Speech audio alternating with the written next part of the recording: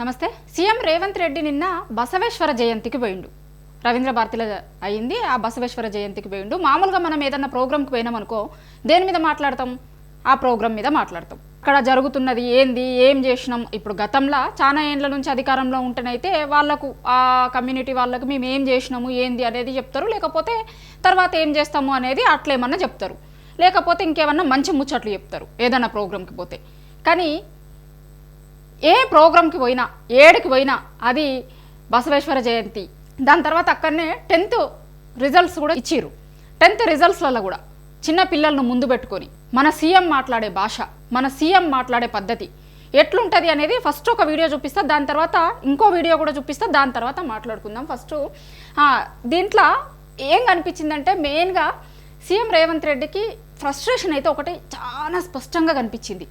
ఆయన ఎంత ఫ్రస్ట్రేషన్లో మాట్లాడిండు, ఏం మాట్లాడిండు, ఎంత ఫ్రస్ట్రేషన్ వస్తుంది అంటే, ఎందుకంటే మనకి మామూలుగా ఎవరన్నా మన పేరు మర్చిపోయారు అనుకో ఏమనిపిస్తుంది మనకు, అరే నా పేరు మర్చిపోతాడా, గిన్ని రోజుల నుంచి దోస్తాన్ చేసినాం మనం, లేకపోతే ఇప్పుడు రోజు తిరగటోళ్ళు ఎవరన్నా మనతో పాటు మన పేరు మర్చిపోయారు అనుకో మనకు కోపం వస్తుంది కదా. చాలాసార్లు మర్చిపోయారు అనుకో కోపం, ఫ్రస్ట్రేషన్ ఇంకా అన్నీ వస్తాయి అట్లనే. అట్లా మన సీఎం రేవంత్ రెడ్డి పేరును ఈ మధ్య ఎట్లా అందరు మర్చిపోతారో మనం చూసినాం కదా. చాలా వేదికల మీద ఇప్పుడు పుష్ప 2 అప్పుడు అల్లు అర్జున్ మర్చిపోయిండు. సరే దాని తర్వాత ఏమైంది, అల్లు అర్జున్ ఏం చేసిండు, ఏమైంది అనేది, ఎట్లా జైలుకు పోయిండు అనేది కూడా మనం అందరం చూసినాం. దాని తర్వాత ఏదో ప్రోగ్రామ్ పోయిండు ఇంకోటి, అక్కడ కూడా వాళ్ళ పేరు మర్చిపోయారు. వాళ్ళే కాక కాంగ్రెస్ పార్టీ వాళ్ళు కూడా మంత్రులు మర్చిపోతుర్రు, వాళ్ళ మాజీ ఎమ్మెల్యేలు మర్చిపోతుర్రు, ఎమ్మెల్సీలు మర్చిపోతుర్రు, ఇట్లా అందరూ మర్చిపోతుర్రు. ఇవాళ ఏమైంది, మొన్న బీఆర్ఎస్ రజతోత్సవ సభ జరిగింది కదా వరంగల్లో. రజతోత్సవ సభల అంతకుముందున్న సీఎం అంటే మాజీ సీఎం బీఆర్ఎస్ పార్టీ అధినేత వాళ్ళ పార్టీ 25 ఏండ్ల సభను వరంగల్లో ఎల్కతుర్తిలో పెట్టుకున్నారు. అక్కడ గతంలో వాళ్ళు 10 ఏండ్ల అధికారంలో ఉన్నప్పుడు ఏం చేసిర్రు, ఇప్పుడు ఏం జరుగుతలేదు, లేకపోతే వాళ్ళ పార్టీ నాయకులకు, వాళ్ళ పార్టీ కార్యకర్తలకు, వాళ్ళ శ్రేణులకు వాళ్ళను ఉద్దేశించి ఆయన అక్కడ మాట్లాడిండు. అది వాళ్ళ పార్టీ వేదిక, దాంట్లో మాట్లాడిండు. ఇప్పుడు మన సీఎం బాధ ఏంది అంటే అందులో నా పేరు తీసుకోడా అసలు. అరే నేను రాష్ట్రానికి సీఎంను, గింత పెద్ద మనిషిని నా పేరు తీసుకొని మాట్లాడ్డా.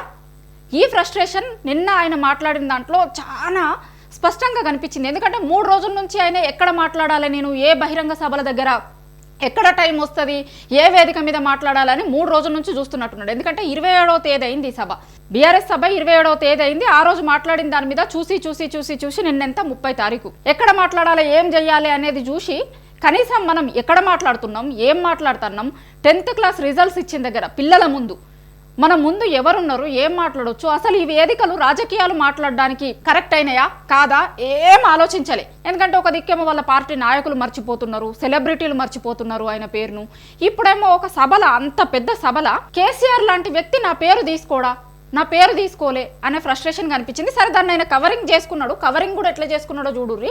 నా పేరు తీసుకోలేదు, నా పేరు మర్చిపోయిండు అనేది చెప్పకుండా ఇట్లా చెప్పిండు. ఎట్లా చెప్పిండో చూడుర్రి. కానీ ఒక్కటి మాత్రం నాకు అర్థమైంది, నా పేరు తీసుకొని కూడా ధైర్యం రాలే. మొత్తం ఎక్కడైనా పేరైనా తీసుకున్నాడా? మా కాంగ్రెస్ పార్టీ కార్యకర్తల బలం ఏందో దాన్ని బట్టి అర్థమైంది కదా. నా పేరు కూడా తీసుకోలేదు అని, నా పేరు తీసుకోలేదు అనే బాధ, ఫ్రస్ట్రేషన్ మాట్లాడుతున్నప్పుడు కూడా ఒక చిన్న నవ్వు చూసిరా మీరు. ఆ ఫ్రస్ట్రేషన్తో కూడిన ఏదో అంటారు కదా, మనం అంటాం కదా, గౌరవంతో కూడిన, భయంతో కూడిన ఇట్లా అనేది ఒకటి ఉంటుంది కదా సామెత, అట్లా అన్నట్టు ఆ చెప్పే దాంట్లో కూడా వాళ్ళ పార్టీ వాళ్ళు మర్చిపోతున్నారు, అందరు మర్చిపోతున్నారు. అసలు ఏం వేదిక మీద మనం ఏం మాట్లాడుతున్నాం, దేనికోసం పోయినాము అనే సోయన్ ఉండాలి కదా. ఏం లేదు. ఇగో ఇంకొకటి కూడా వినిపిస్తా వినుర్రి. 2024 నుంచి మేము అధికారంలోకి వచ్చిన ఈ రోజు చెప్తున్న మిత్రుల ద్వారా ఫామ్ హౌస్ లో ఉన్న పెద్ద ఆయన చెప్తున్న 10 సంవత్సరాలు మేమే పరిపాలన చేస్తాం, 10 సంవత్సరాలు నువ్వు ఫామ్ హౌస్లో ఉంటావు, ఆ తర్వాత శాశ్వతంగా అక్కడనే నీ చరిత్ర సమాధి అయిపోతుంది అని చెప్పి నేను స్పష్టంగా చెప్పదలుచుకున్నా. ఇది సమాధులు, చావులు, లేకపోతే ఇంకా వేరే వేరే మాటలు మొత్తం మనం విన్నాం కదా. ఇంకొకటి కూడా ఏమంటాడు, అసలు అసెంబ్లీకి వస్తలేడు, చేస్తలేడు. ఇప్పుడు వీళ్ళే చెప్పుకుంటారు. ఇంకోటి ఏం చెప్తారంటే మాది ప్రజాప్రభుత్వం, ప్రజాపాలనలో అన్నీ మంచిగా నడుస్తున్నాయి అంటారు. అన్నీ మంచిగా నడిస్తే ఆయన అసెంబ్లీకి వచ్చి అడగాల్సిన అవసరం ఏముంది? నిజంగా మీరే అన్నీ చేస్తున్నామని చెప్పుకుంటున్నారు కదా.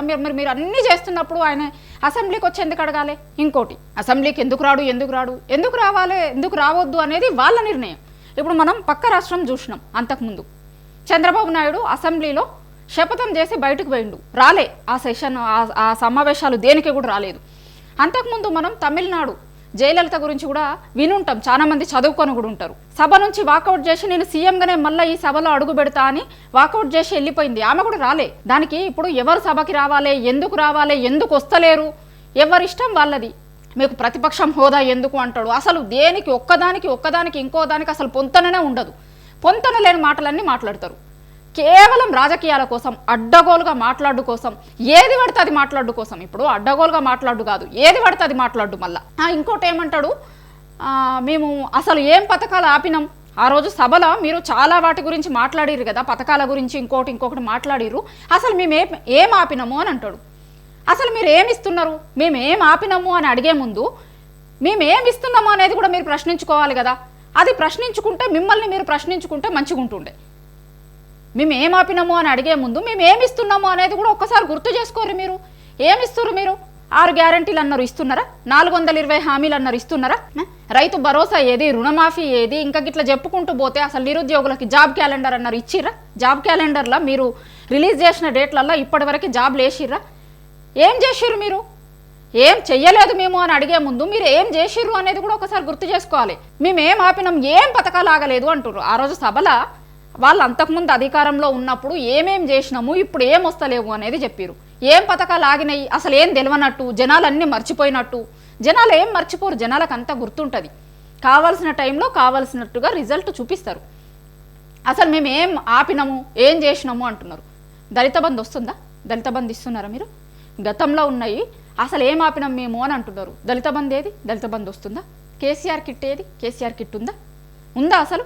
కేసీఆర్ కిట్టుతోని అంతకుముందు ఆడపిల్ల పుడితే 13,000, మగపిల్లగాడు పుడితే 12,000 ఇచ్చేటోళ్ళు. కేసీఆర్ కిట్ ఇచ్చేటోళ్ళు. మళ్ళీ ఆ కిట్లో ఏమేమి ఉన్నాయి అనేది కూడా మనం అందరం చూసినాం. కిట్లా చాలా ప్రోడక్ట్లతోని ఆ కిట్ను కూడా ఇచ్చేటోళ్ళు, కేసీఆర్ కిట్. ఆ కేసీఆర్ కిట్ ఇప్పుడు వస్తుందా? ఇప్పుడు ఈ వీడియో చూసేటోళ్ళు ఉంటే మీరు కమెంట్లలో పెట్టుర్రి, నిజంగా ఈ పథకాలు వస్తున్నాయా? ఇప్పుడు సీఎం రేవంత్ రెడ్డి గారు అంటున్నారు కదా, అసలు మేమేం ఆపలేదు అన్న లెక్క, అసలు జనాలు మొత్తం మర్చిపోయిర్రు, ఒక్క రోజులో మొత్తం మర్చిపోయారు అన్న లెక్క చెప్తున్నారు. నిజంగా అంతకుముందు ఉన్న పథకాలన్నీ ఇప్పుడు కొనసాగుతున్నాయా? ఇప్పుడు వస్తున్నాయా? దళిత బంధు ఏమైంది? దళిత బంధు ఎందుకు ఆగిపోయింది? కేసీఆర్ కిట్టు ఇంతకుముందు చెప్పినట్టు నేను ఆడపిల్ల పుడితే 13,000, మగపిల్లగాడు పుడితే 12,000 ఇచ్చేటోళ్ళు. దాంతోపాటు కేసీఆర్ కిట్ ఇచ్చేటోళ్ళు. దీంతో ఏమైంది? ఎంత లాభమైంది? గవర్నమెంట్ హాస్పిటళ్ళల్లో ప్రసూతులు పెరిగినాయి. తెలంగాణ చెప్పుడు కాదు, కేంద్ర ప్రభుత్వం కూడా చెప్పింది. తెలంగాణలో గవర్నమెంట్ హాస్పిటళ్ళల్లో పెరిగినాయి. సర్జరీలు లేకుండా నార్మల్ డెలివరీలు పెరిగినాయి. ఇప్పుడు మామూలు మధ్యతరగతి జనాలకు హాస్పిటల్కి పోవాలంటే వాళ్ళకి ఎంత భారం అవుతుండనో ఏమవుతుండనో మామూలు మధ్యతరగతి జనాలందరికీ తెలుసు. గవర్నమెంట్ హాస్పిటళ్ళల్లో ఫ్రీగా చేసి దాంతోపాటు కేసీఆర్ కిట్ ఇచ్చి మళ్ళీ ఆడపిల్ల పుడితే 13,000, మగపిల్లగాడు పుడితే 12,000 ఇచ్చేటోళ్ళు. ఇస్తుర్రా ఆగిపోయిందా? మీరే చెప్పాలి. ఇప్పుడు సీఎం రేవంత్ రెడ్డి గారు చెప్పాలి. ఇట్లా చెప్పుకుంటూ పోతే 10 పథకాలు ఉంటాయి. ఇప్పుడు ఓన్లీ పథకాల మీదే ఒక వీడియో చేయొస్తుంది. దీంట్లో లెంతీ అయితే లేదని చెప్తలేను నేను, ఖచ్చితంగా దాని మీద కూడా ఇంకొక వీడియో చేస్తా. దళిత బంధు ఏమైంది, ఇట్లా చెప్పుకుంటూ పోతే చాలా. ఇప్పుడు రైతు బంధు అంతకు ముందు ఉన్న పథకమే కదా, దాన్ని రైతు భరోసా పేరు మీదకి మార్చుకున్నారు. మీరు 15,000 ఇస్తాము అన్నారు, 15,000 ఇచ్చారా? సంవత్సరం పోయింది. మూడోసారి అంటే సంవత్సరం 2 సార్లు 2 టర్మ్లు పోగొట్టిర్రు. 3వ టర్మ్లో కూడా ఎంతమందికి వేసిర్రు ఏంది అనేది మీరే చెప్పాలి. ఎందుకంటే అసలు ఏం జరగలేదు, మొత్తం కరెక్టే వస్తున్నాయి అన్న లెక్క మాట్లాడుతున్నారు కదా. దీని మీద కూడా సమాధానం చెప్పాలి. ఎంతసేపు నిన్న సీఎం రేవంత్ రెడ్డి మాట్లాడిన మాటలలో అదేం పబ్లిక్ మీటింగ్లు కాదు, లేకపోతే బహిరంగ సభ కాదు, వాళ్ళ పార్టీ మీటింగ్ కాదు, బసవేశ్వర జయంతి కోసం అని పోయి అక్కడ అసలు ఏ ప్రోగ్రాం కోసం వచ్చినాము, మనం ఏ ప్రోగ్రాం కోసం వచ్చినప్పుడు ఇంకేం మాట్లాడుతున్నాము, ఇది మాట్లాడొచ్చా లేదా ఈ వేదిక మీద, ఏం సోయి ఉండదు. అదొకటే కాదు, 10th రిజల్ట్స్ దగ్గర కూడా సేమ్ పరిస్థితి ఇదే. మక్కి ఇట్లనే బూతులు మొత్తం నా భూతో నా భవిష్యత్ అన్న లెక్క ఉంటుంది. ఏం మాట్లాడినా చావు కోరుకునుడు, లేకపోతే ఏం చేసిర్రు ఏంటిది. ఇప్పుడు మనం ఏం చేసిర్రు, ఏం ఆగినాయి, మీరేం చేస్తుర్రు అని ప్రతిపక్షాన్ని అడిగే ముందు ప్రభుత్వంగా మనమేం చేసినాము అనేది కూడా ఒకసారి ఆలోచించుకోవాలి కదా. ఇప్పుడు మేమేం చేస్తున్నాం, మేమేమి ఇచ్చినాం జనాలకు, ఏం మాటలు చెప్పినాం, ఇవాళ ఏం చేస్తున్నాం అనేది కూడా మాట్లాడి మన గురించి కూడా ఒకసారి ఆలోచించుకున్న తర్వాత పక్కన వాళ్ళని అంటే మంచిగా ఉంటుంది. అనేటప్పుడైనా ఏదో కన్స్ట్రక్టివ్గా మాట్లాడితే ఒక లెక్క ఉంటుంది, కానీ చావు సమాధి ఇంకోటి ఏది పడితే అది నోటికి ఎంత వస్తే అంత. ఇంకా మనం మళ్ళా మన సీఎం రేవంత్ రెడ్డి గారు ఏమంటారు, ఈ మధ్య రాజకీయ నాయకులు మాట్లాడే భాషలు ఇప్పుడు టీవీలో పిల్లలు టీవీలు చూస్తే బంద్ చేయాల్సిన పరిస్థితి వస్తుంది. టీవీలల్లో ఎప్పుడు ఎవరు ఎట్లా మాట్లాడతారో తెలియదు, ఏ రాజకీయ నాయకుడు ఎట్లా మాట్లాడతారో తెలియదు, పిల్లలు టీవీలు చూసే పరిస్థితి లేదు అని అంటారు. పిల్లల ముందేమో ఇట్లా మాట్లాడతారు. ఇది ఒకటేసారి కాదు, ఫస్ట్ టైం కాదు. ఇంతకుముందు గతంలో కూడా చాలా చిన్న పిల్లల ముందు, స్టేజ్ ముందు చాలా చిన్న పిల్లలు ఉన్నారు అనేది కూడా చూడకుండా ఇష్టం వచ్చిన లెక్క మాట్లాడారు. ఇట్లనే కనీసం పిల్లల ముందు మనం మాట్లాడేందుకు ఈ భాష మాట్లాడచ్చా? ఇంట్లో ఇప్పుడు తల్లిదండ్రులు మాట్లాడుకున్నా కూడా పిల్లల్ని జర అటు బోర్రి కొంచెము అని, లేకపోతే పిల్లలు స్కూల్కి పోయినప్పుడు ఇంకొకటో మాట్లాడుకుంటారు. పిల్లల ముందు మాట్లాడరు, ఎందుకంటే పిల్లలు వినొద్దని, లేకపోతే పిల్లలు ఈ భాష వినొద్దు అని. కానీ మనం పిల్లల ముందు ఏం మాట్లాడుతున్నాం? ఏం లేదు. పిల్లల ముందు ఏం మాట్లాడుతున్నాం అనేది లేదు. అసలు మనం పోయిన ప్రోగ్రాం ఏంది, ఈ ప్రోగ్రాంలో ఈ మాటలు మాట్లాడవచ్చా, అసలు ఇది రాజకీయ వేదికనా, రాజకీయ సభనా, దీన్ని ఉపయోగించుకోవచ్చా, ఏం లేదు. ఎందుకంటే 3 రోజుల నుంచి వెయిట్ చేస్తున్నాడు కదా సీఎం రేవంత్ రెడ్డి గారు.